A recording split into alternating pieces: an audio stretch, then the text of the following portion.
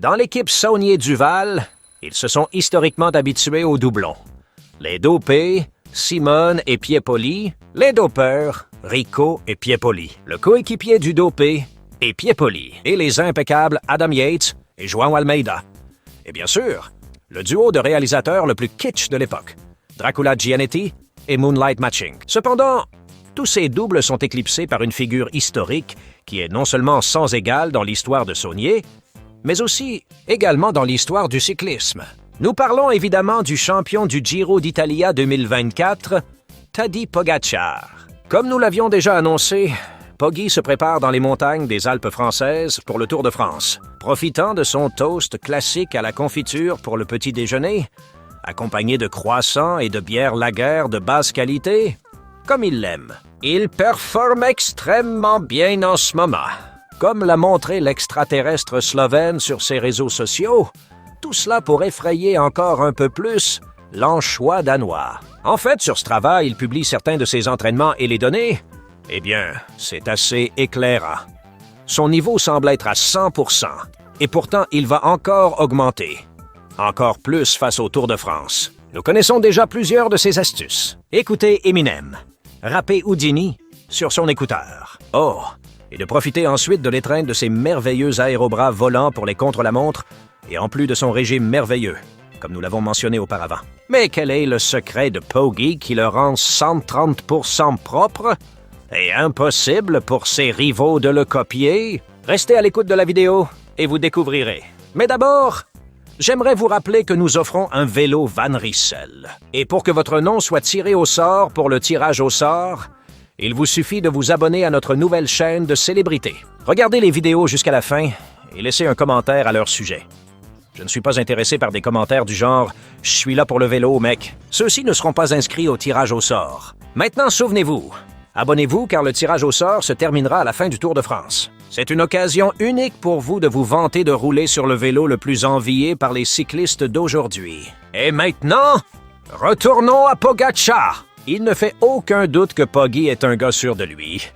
Nous le voyons généralement très détendu avant les compétitions. Mais une fois qu'il participe, il n'hésite pas à réprimander quiconque fait quelque chose qu'il n'aime pas. Je vais attaquer pour rattraper l'un de ses fans, et ensuite lui montrer qui est le meilleur sur la route, et ensuite lui donner un maillot et une tape dans le dos. Cet aspect mental est fondamental face à une compétition comme les grands boucles, qui ne consiste pas seulement à montrer qui est le cycliste le plus rapide, mais c'est aussi un jeu mental face aux rivaux, et la presse, et les leaders de l'industrie. Cette force mentale peut être très utile pour Poggy lorsqu'il est face à des rivaux qu'il a déjà à ses pieds, comme Enric Mas, ou Geraint Thomas, ou Ben O'Connor, mais pas contre son ennemi juré, le Danois, toujours le Danois. Vous voyez, le vice-marider, on ne l'appelle pas simplement les anchois, parce qu'il a nettoyé du poisson dans le passé. Regardez son visage lorsqu'il grimpe les montées les plus difficiles de la planète. N'est-ce pas identique à celui d'un poisson frais que vous pouvez acheter dans votre supermarché local? Visage impassible. Même s'il souffre comme une mule à la charrue, vous ne pouvez pas lire de faiblesse mentale sur le visage de Jonas. À cet égard, il est justice. Fort comme Tadej, ils sont totalement égaux. Alors, où est la différence? Joseber El Jezabal, un masseur de l'équipe de Sonia Duval, est le premier à nous dire quelle est la principale différence entre le petit ami d'Husker Zigart et ses rivaux. Ce n'est pas que ses nuits sont plus intenses. Ce n'est pas que les cafés qu'il boit le matin lui conviennent mieux. Ce n'est pas si mal. Dommage. Il n'y a pas de chambre hypoxique où il s'entraîne et récupère. Je fais une différence. Non. Et bien sûr, Dieu nous en préserve. Ce n'est pas un plan de dopage sophistiqué. Qui pourrait suspecter l'équipe Sony? Pas moi. Nous parlons d'un secret intrinsèque que seul le bon vieux Poggy l'a fait, et El Ghezabal lui-même ne l'a pas vu depuis plus de 2 décennies, en massant de nombreux cyclistes professionnels. Pour ce basque barbu, le numéro 1 du classement UCI a une musculature totalement unique et privilégiée, différente du reste des cyclistes dans le monde. On pourrait se demander s'il a du sang vert dans ses veines, mais la réalité est différente. El Ghezabal ne parle pas de volume musculaire, il ne parle pas de force physique, parle de récupération. Après des efforts. Expert, qui a massé les jambes et les bras de plusieurs coureurs dopés, Pogba. Il n'a pas besoin de substances pour améliorer sa récupération, comme les cyclistes des grands tours de l'époque. El Ghezabal ne contredit pas seulement les grandes légendes du sport et des drogues, comme Jacques Anquetil ou Lance Armstrong, qui affirment qu'on ne peut pas gagner un Tour de France sans dopage. Au lieu de cela, votre sabre explique que la principale raison qui fait de lui un véritable athlète unique en son genre, c'est sa récupération.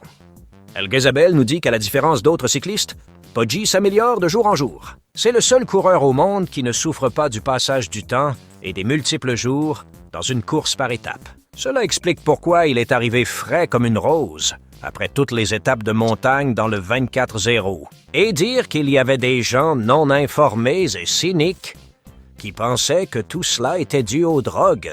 Maintenant, en plus de ne presque pas souffrir de fatigue musculaire, Poggi sculpte sa silhouette d'homme pour les courses de 3 semaines en faisant grand tour après grand tour. Cela, pour le masseur basque, garantira que Poggi du Tour de France 2024, il sera encore meilleur que Poggi du Giro d'Italia 2024.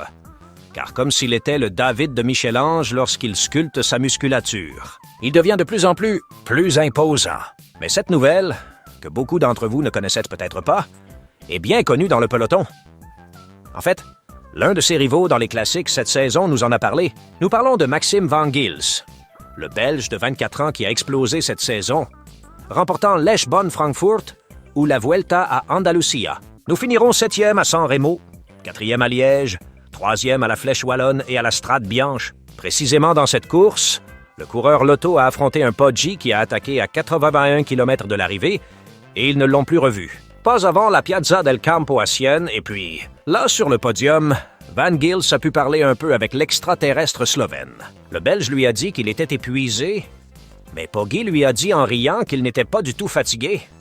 Ce n'était qu'une séance d'entraînement pour lui. Cela a alerté Van Gils qui n'en croyait pas ses oreilles. Il devait passer 3 jours au lit pour récupérer de ses efforts.